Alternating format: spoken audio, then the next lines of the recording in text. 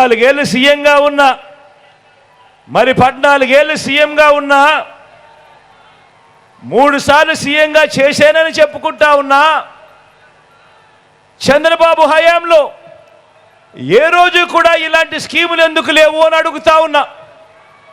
ఏ రోజు చంద్రబాబు హయాంలో ఏ రోజు ఒక వైఎస్ఆర్ ఆసరా లేదు, ఏ రోజు ఒక వైఎస్ఆర్ సున్నా వడ్డీ లేదు, ఏ రోజు వైఎస్ఆర్ చేయూత లేదు, ఏ రోజు వైఎస్ఆర్ కాపు నేస్తం లేదు, ఏ రోజు ఒక వైఎస్ఆర్ ఈబీసీ నేస్తం లేదు.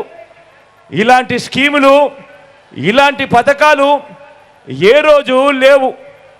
ఉన్నదల్లా అక్క చెల్లెమ్మలను మోసం చేయడం, వారిని వంచి వారిని రోడ్డు మీద పడేసి చంద్రముఖి పాలన, నా అక్క చెల్లెమ్మల రక్తాన్ని పీల్చే ఒక చంద్రముఖి పాలన మాత్రం చంద్రబాబు హయాంలో చూసాం.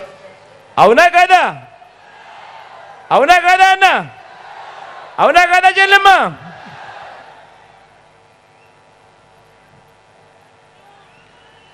మరో విషయం కూడా చూద్దాం, మరో డ్రీమ్ గురించి కూడా మాట్లాడదాం, మరో కళ గురించి కూడా మాట్లాడతాం.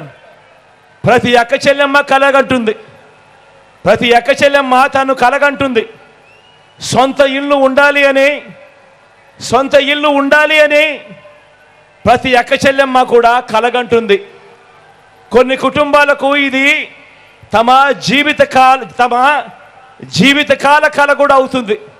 జీవితకాలం కూడా ఎదురు చూస్తారు. ఒక సొంత ఇల్లు ఉండాలి, ఒక సొంత ఇంటి కళ ఉండాలి, నెరవేరాలి అని చెప్పి.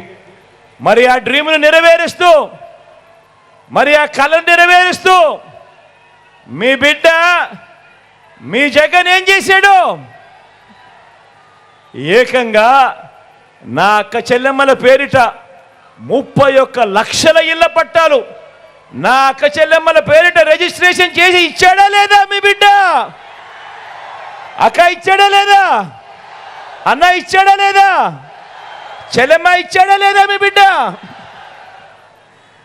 31 లక్షల ఇళ్ల పట్టాలు నా అక్క చెల్లెమ్మల పేరిట రిజిస్ట్రేషన్ చేయడమే కాకుండా అందులో 22 లక్షల ఇళ్ల నిర్మాణం కూడా చేస్తూ తీసుకువచ్చాడు మీ బిడ్డ. నా అక్క చెల్లెమ్మలకు మంచి చేస్తూ ఓ మంచి స్కీము. డ్రీమ్ మీది, స్కీమ్ మీ అన్నది. మీ